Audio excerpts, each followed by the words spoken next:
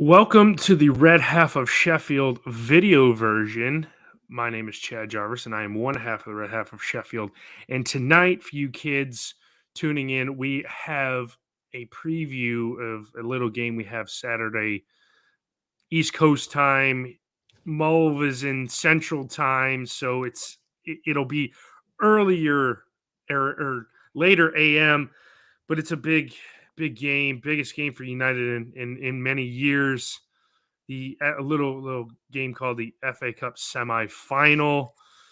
And I am joined by Mulv of the Noisy Noisy Neighbors neighbors. Yeah, yeah. podcast. Mulv, how are you doing on this Wednesday night? Yeah, Wednesday night, Champions League night. Feeling great, man. We've escaped from Munich with a 1-1 and we're on to the semi-finals, so absolutely buzzing, mate. Yeah, Good times in the blue side of Manchester. yeah, I was about to say, that game didn't go how I wanted to. I wanted Bayern Munich to come back and take you guys to extra time Oh and yeah. take you Okay. all the way to penalties and make you have to use empty the entire bench and just Mm. absolutely just wear everybody down for Saturday. But Yeah, fair play. no. Fair play. I see it.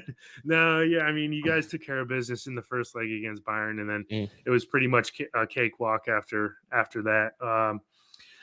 So I guess I'll put this first question out there.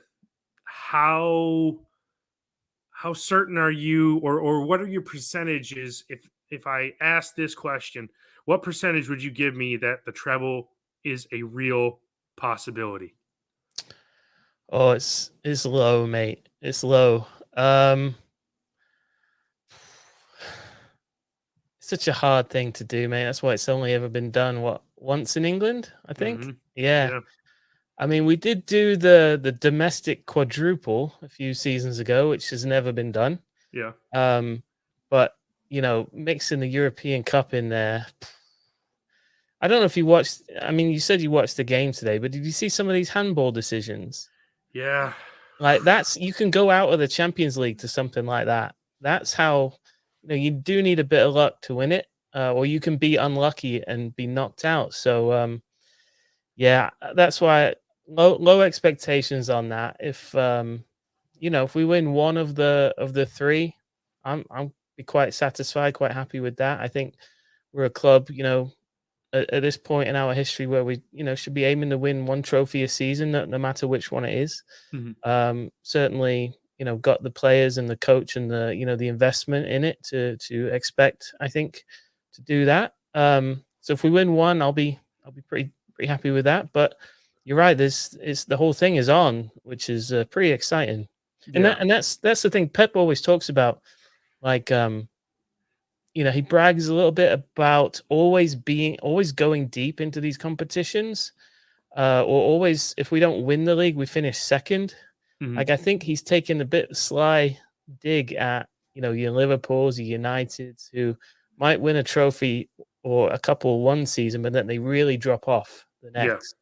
Yeah. And he's very proud of the fact that we go pretty deep in these competitions, and so he calls it being there. Yeah. We're always there, which is pretty cool. Yeah, no, you're right. The sustainability that Pep has Mm. built into that city's side is kind of something we haven't seen since the other half of Manchester kind of had that, Yeah. a similar run. But you know, it's certainly incredible what you guys are up against. And if you had to pick one of the three, Mm. Okay. which one? This is interesting because it depends on how you frame the question. If you frame it to me, you're going to guarantee me one, I'll take the Champions League because we've Yeah, never won it. If you frame it as which one do I think we should um, prioritize, it would be the league, mhm, right? I'll always take the league over the other competitions. That's our bread and butter is winning the league. If you can consistently win the English Premier League, your chances of picking up a Champions League in that time frame are pretty good. So I'll yeah, take that. But if you said you would hand me one right now, I would take the Champions League because we don't have it. Oh yeah, Yeah. that would fill that empty space Yeah. in your Yeah. pretty crowded trophy case. Personally, not a huge fan of the Champions League. In that I feel like it was the original. I call it the original financial doping. In Mhm, that it was the event that sort of separated the haves and the have-nots in European football. Because there was so much prize money involved, so much commercial opportunity to drive revenue for those clubs that were good at the time when it was set up. mhm, You're only going to let 3 or 4 teams per league into it, yeah, and the prize money is massive and the commercial opportunities are massive. You're going to separate teams from each other financially to mhm, where the teams that aren't in it, it's going to be very difficult. They're going to need a massive cash injection. yeah, You know what I mean? yeah, To catch up, right? yeah, Which luckily we won the lottery and we were able to do it. They're trying now to you know to punish us for it, but that was the only way you were going to do it.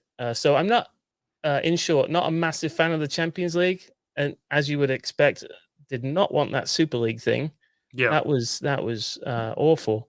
I'm ashamed that my club was involved in that. I mean, we were the first to get out of it, yeah, which I liked, but that's one of the big missteps, maybe the only misstep now of this ownership group that we've got. Now, if we are found to have breached the Premier League rules and misstated our financials and all that, then fine. Then that's obviously another big misstep, but that will all come out. But other than that, that's the only thing I've been disappointed with in them since they took us over.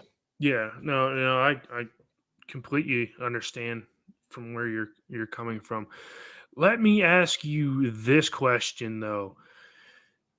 Do you think, with the likes of, you know, Man City having all kinds of money and Chelsea having all kinds of money and Newcastle much more recently getting, bought by whatever hundreds of billions of dollars. Yeah.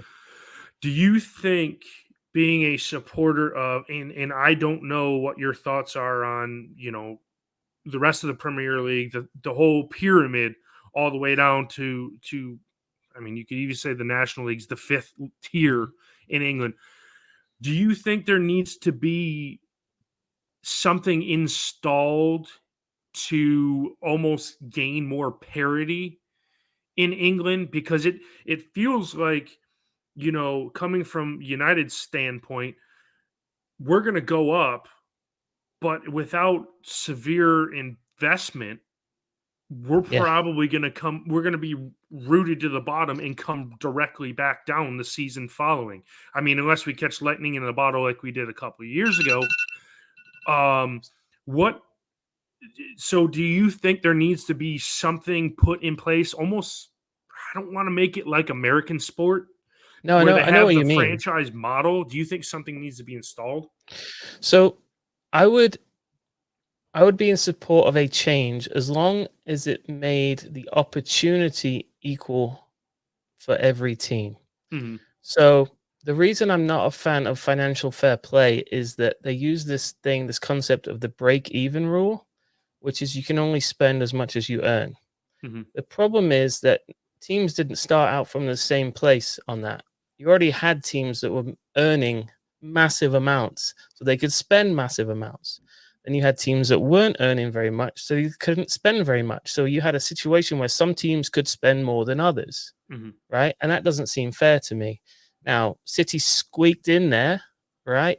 Because they accelerated all of their spending to creep into the Champions League before the FFP rules really hit hard. But for a team like yours, the Blades, even if somebody took you over tomorrow, the richest guy in the world took you over tomorrow, he'd be limited in how much he could spend on your team because of you could only spend what you earned.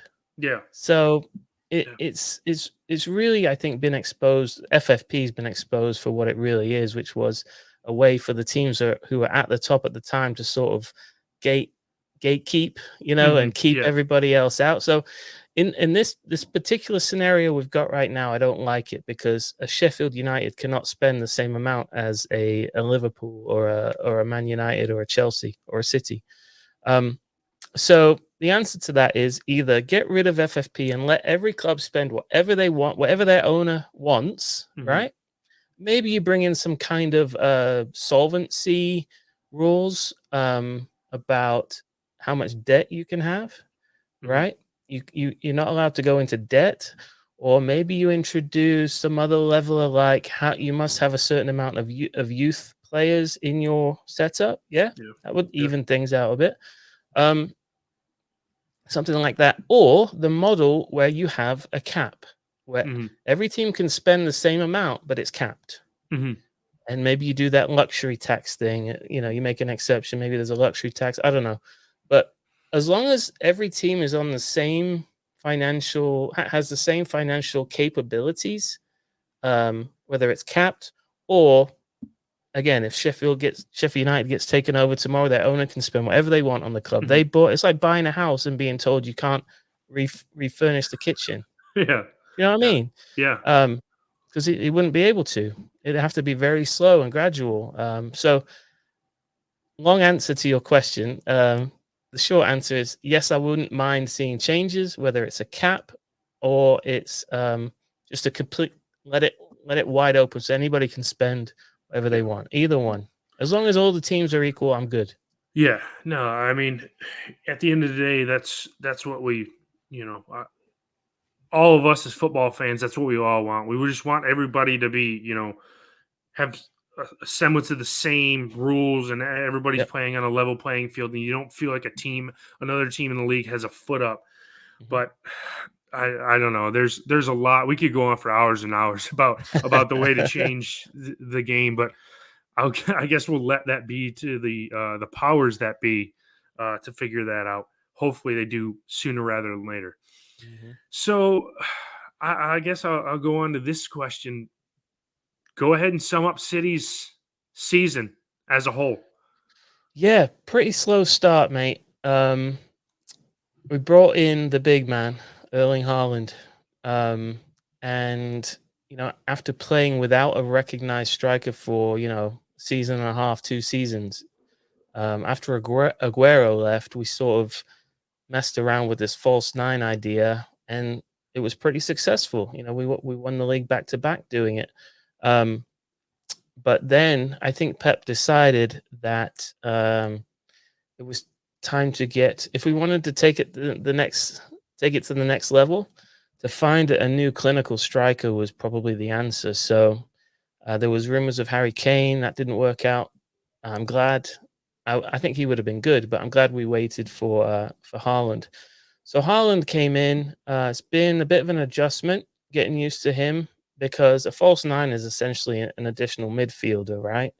And if you don't have that guy anymore and you can't play those nice little passes in the middle, and that's really not Haaland's game, there's an adaptation period, and we started slow for us, for City. It was a slow start, but he's finally figured it out, or the players have finally figured out, I should say. I think Pep sort of had it right all along for the most part. I think it was the players that took a while to adjust, but yeah, we're firing on all cylinders now, mate. And he's tweaked a few things tactically, playing without fullbacks at the moment, which is,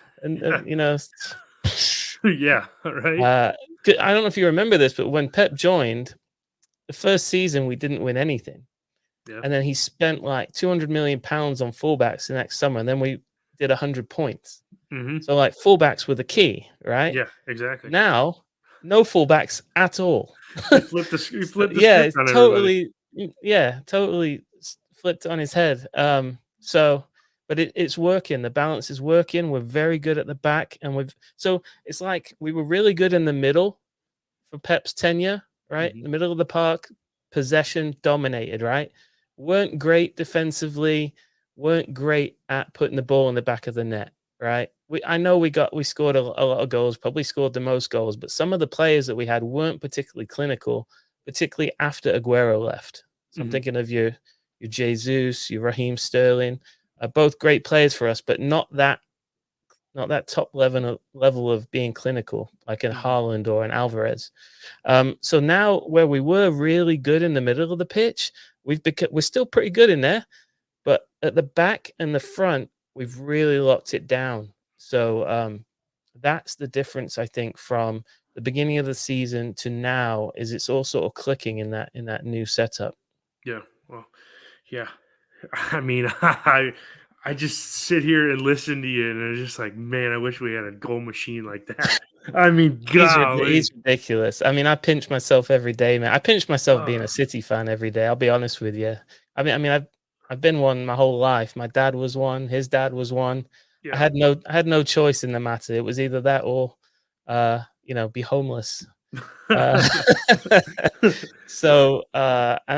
totally admit we won the lottery and that. It's been really, really good. And I do have to pinch myself all the time at looking at some of the players, and the fact that this guy manages our club is just dreamland.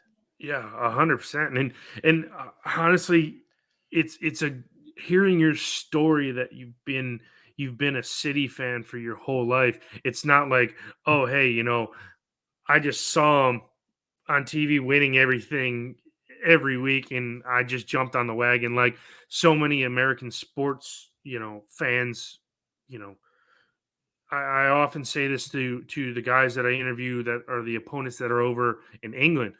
I'm saying you don't have any idea how, I don't want to say it's diluted, but the Premier League coverage has just locked in on the top six compared to where it Yeah, originally started, especially with over here, the TV rights are under NBC Sports. And when they started, they were caring about, the teams less lower down the leagues. Now it's like it's top six or nothing. yeah, Your big clubs, they're going to cover almost basically wall to wall 24/7, kind of like Sky does over in the UK. It's just, if anything bad happens to a team, bottom half, that's when you kind of hear about it.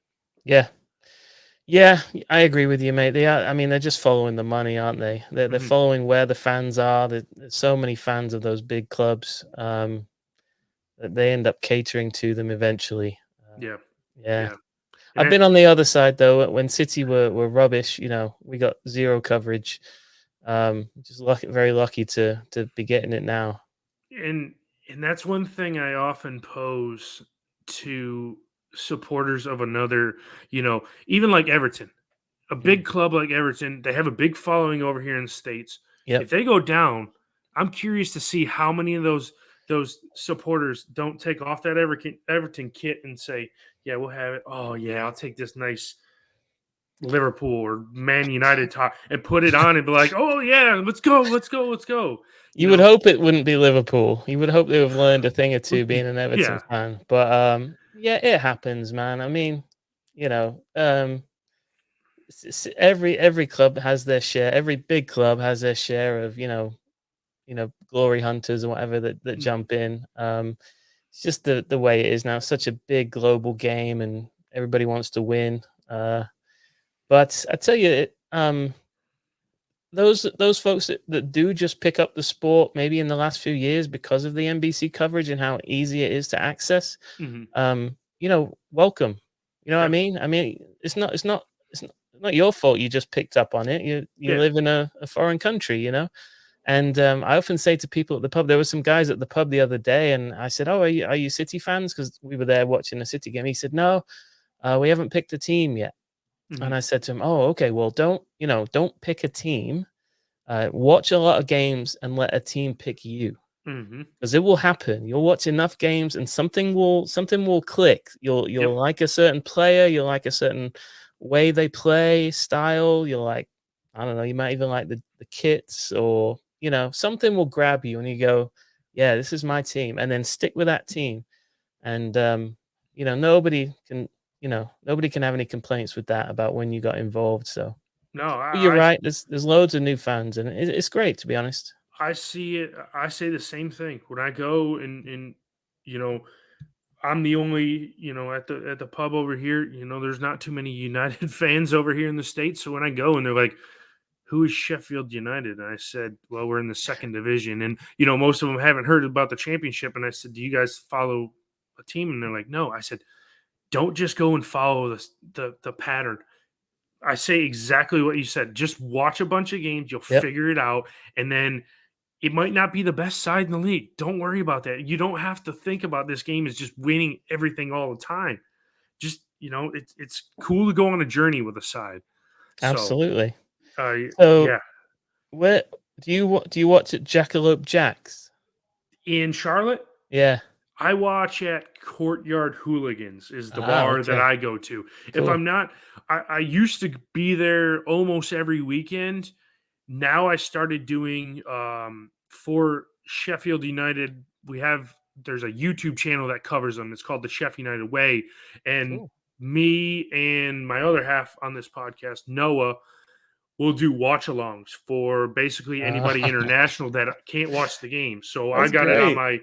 on my iPad, and I basically commentate the game to them. We have interaction back and forth, blah blah blah blah blah, and we have a good time. So I'm gonna go out to the pub and watch the FA Cup semifinal this Saturday. But yeah, it's Courtyard Hooligans used to be my home every weekend. Very nice. Watch-alongs. That's pretty cool. Yeah, Me and Joey are always at the pub, so we don't do watch-alongs. But some of the city guys that do it, it looks really fun.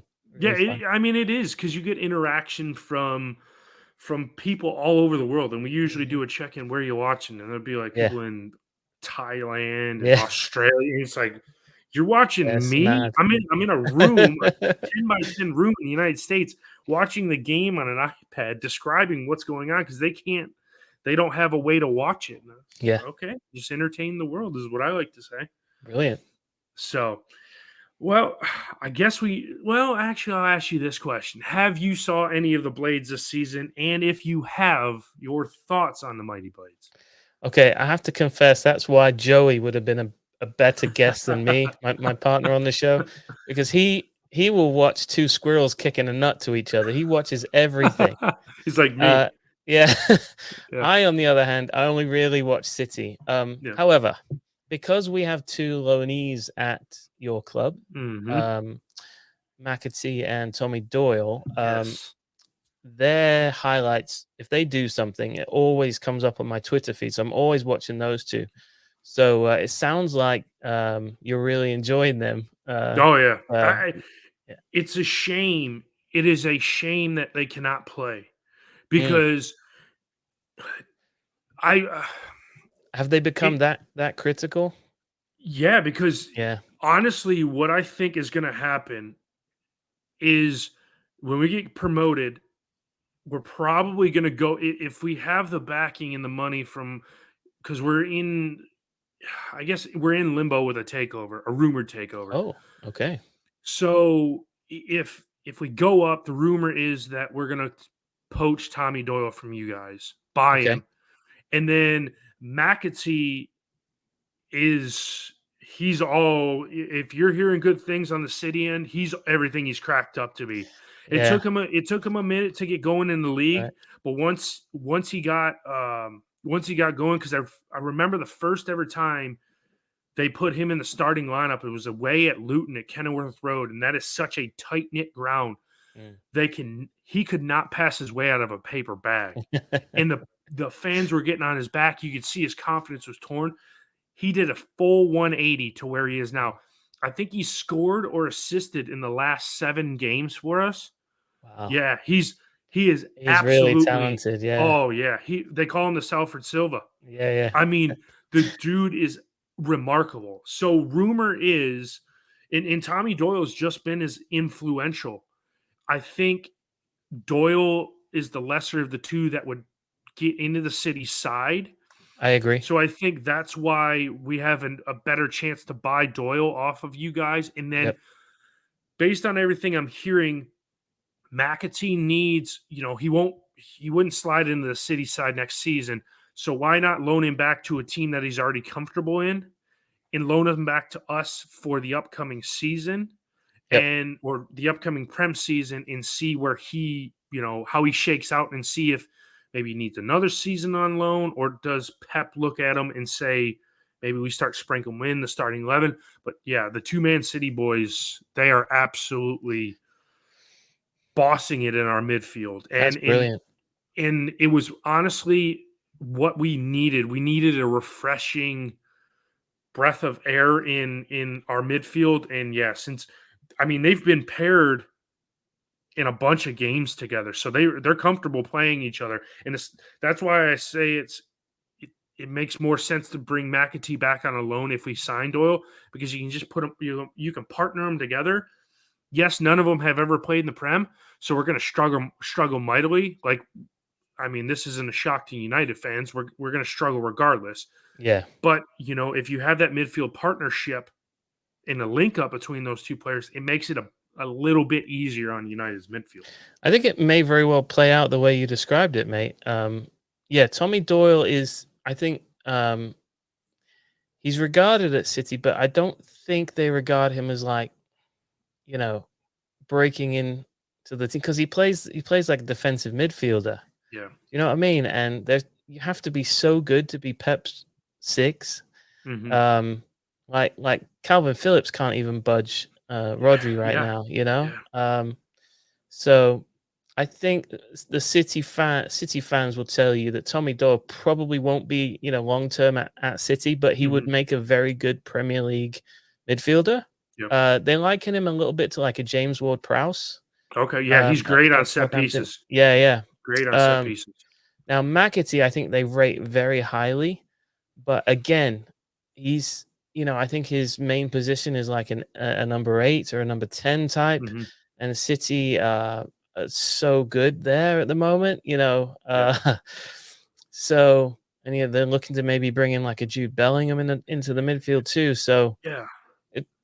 unfortunately, McAtee's in that spot where he's not quite as good as like a Phil Foden, Yeah. who has broken through and been very good, but he's too good to sell permanently, I think. So I think going back to Sheffield United, if he wants to do it, I think from City's perspective, you'd love to see him playing at a Premier League level, Yeah. with a team that he enjoys playing with, and so I can see both of those scenarios happening where you buy Doyle and you get McAtee back on loan, and you know what, I wouldn't mind seeing a couple of other guys at City go there, whether it be on loan or permanently. It's certainly not a bad place for I almost look at us as a a great development squad, because you can look at Morgan Gibbs White at Nottingham Forest. The Mm. dude, I talked to Wolves fans, and I was on a Wolves pod, and they were like, "The dude is awful. He was so influential in our team last year." And then look at his price tag. Forest buying for £50 million, and now the Forest fans are like, the dude's garbage. And I said, well, he's not playing in a team. He's playing in a me team, not a we team. And he Mm. can't, when players like that can't play in some players can't play in a me team. They need to play in a we team. And if you have individual stars or individual players like Nottingham Forest have, it's not going to work. So, Yeah. I mean, I would certainly welcome them back through the doors at Bramall Lane for sure. Because I mean, like I said, it would certainly bode better for us, going up next year. And I just, back to the FA Cup. Obviously, we're not going to have them, and that's what sucks. Is our midfield's going to slow down, and Mm. we're going to be. We've got Oliver Norwood and probably John Mhm. Fleck. They're going to replace McAtee and Doyle in the starting 11, and it's just not as much pace through the midfield. It's going to be more defensive. Obviously, we're going to have to play that way anyway. But I would have just liked to seen them play and see how it, if we would have got a better shake in the end. You're not saying we're going to win or anything, but just seeing if we would perform better if we had those two Yeah. players in there. But So a bit more on the game, mate. I think if you're going to catch City in the FA Cup, you want to catch them in this game, because mhm. and this has happened in prior seasons. This is where the going deep in so many competitions is fantastic, but sometimes you get involved in so many that you have to start prioritizing. And this is what happens to us. We get to this game, right? And it's right after a Champions League game. And it's, it's this time it actually falls right before we play Arsenal. Yeah. That's Right? a big one. So, Yeah. yeah, so you're definitely gonna want your first 11 for Munich. You're gonna want your first 11 for Arsenal. So how with 3 games in the space of a week, how do you make that work? So there's this myth about that City have, 2 full world-class 11s, and it's total bollocks. Mhm. We're not but now we're in a good bill of health at the moment. I think our only injury concern is Ake, who I think pulled his hamstring today because Foden's back in the mix. But um, the issue is how many changes can Guardiola make to the set 11 that is firing right now before the chemistry goes to shit? Yeah. Yeah, you're Right? right. Because it happens. It happened against in our last game against who did we play at the weekend? Mm. I forget. Leicester. Leicester. So we got up, I think 3-0, and then he Mhm. started to make a lot of changes, and the whole thing fell apart. Um, I think his biggest decision is going to be Rodri or Phillips as one of the holding midfielders if he plays Okay. two. Rodri is like the glue, really, at City. He's like he's the main guy. If he gets injured, with Phillips not having played much, he's sort of he's everything. So Yeah. whether it'll be interesting to see whether he decides to play Rodri because he's definitely going to need him against Arsenal, Yeah. fully fit. So I think that's the big call for Pep is who he plays in. Does Rodri play? Does he trust Phillips yet? Um, Other than that, I think he's gonna start strong with a strong 11, and then he's gonna hope that it can be comfortable and he can start making substitutions to get ready for Arsenal. I think that'll be the game plan. Yeah. Yeah. And I was kind of hoping you guys would rotate and, take some of the big guns out, but I mean, There'll be some. it's a semifinal too, and you guys want to get into the final because it's probably going to be all Manchester final. If I had to guess, if I had to put a $20 bill on it, I mean, Brighton are Right, playing Brighton a good. favorite. They're favorites in that game. I can't, man. I don't know about that Come one. on, Brighton. Yeah, I mean, yeah, exactly. I mean, hell, you guys would love that. Um, but I mean, we might as well get down to it. Go ahead and throw your score lines out there. What's your score prediction Saturday come full time? 7 I 8 tell you, nil.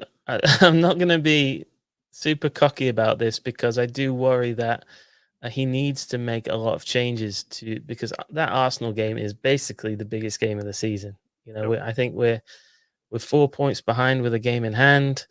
That game could swing. I mean, it's a 6 pointer. Hmm. It's cliche, but it is. I will be at that game, by the way. Oh, really? I'm leaving on Monday. Leaving Dallas Monday, and I'm going to go to that.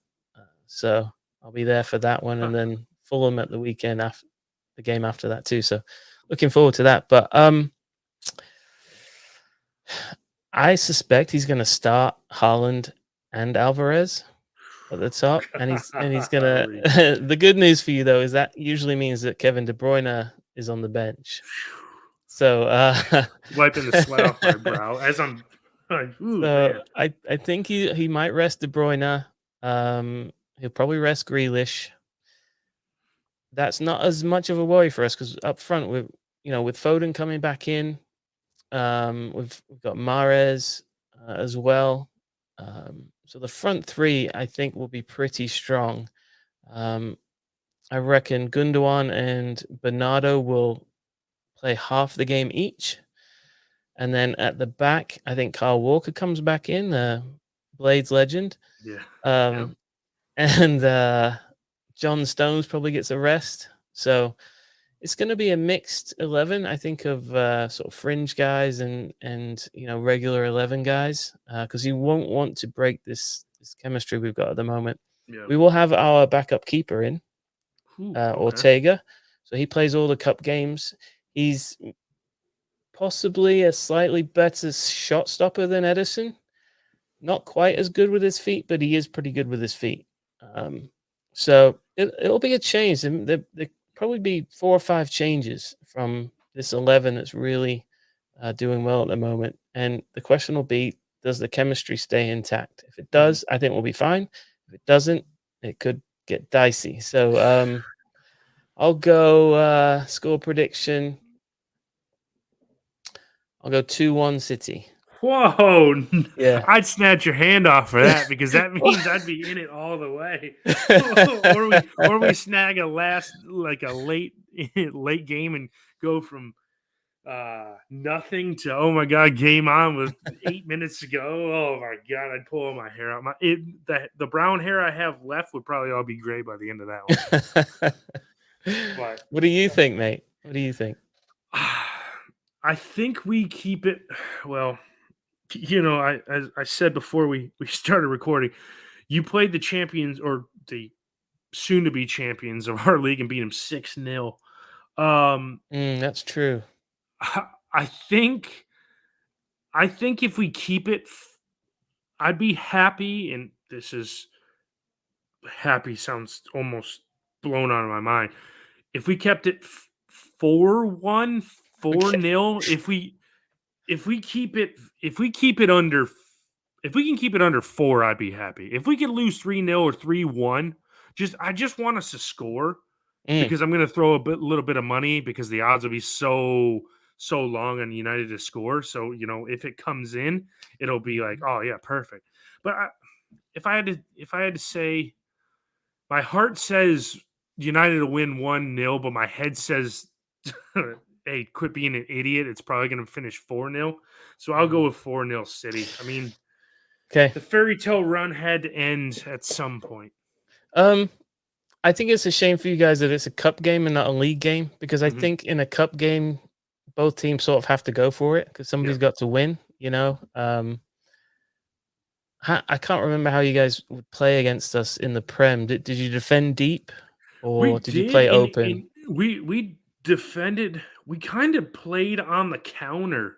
Yeah, yeah. We set deep and played on the counter. And for most of the games, against the big six, we defended relatively well. It was like there was just a lapse of concentration. I think Mm, both of the games, the last season or the season we got relegated. Oh, I'm gonna have to pull it up, but I can't. I want to say those results were closer than they were supposed to be, if okay. that makes sense. Okay, so the last 2 games we played in the Prem against you in 2021 in 2020, we lost both of those 1-0. And we defended Yeah. resolute. There was a Yeah. lapse in concentration. City got one over on us, Yeah. and we're oh ho hum. It's league game. We lost it. We weren't expected to win that. So we defend well. I'm just thinking on the big stage, being at Wembley, do we get nervy? Ship one early? Does the floodgates open to ship 4 or 5? Yeah. In a cup game, if you concede early, you've really got to open up, right? Because Yeah, yeah, and opening up against City is whoa, yeah, dangerous, it is dangerous. dangerous. Yeah. Anyways, But nah, brilliant. I'm looking forward to it, mate. yeah, Very definitely much. looking forward to it. I will have some back and forth on the Twitter sphere with you guys as Absolutely. the game goes on. Well, I think that's all the time we have for this episode of the Red Half of Sheffield.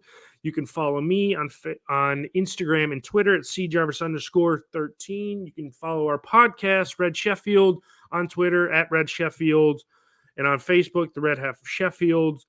Mulv, where can the people find you guys so they can listen to hopefully the champions of England? Because I don't Oh, like love Arsenal. that.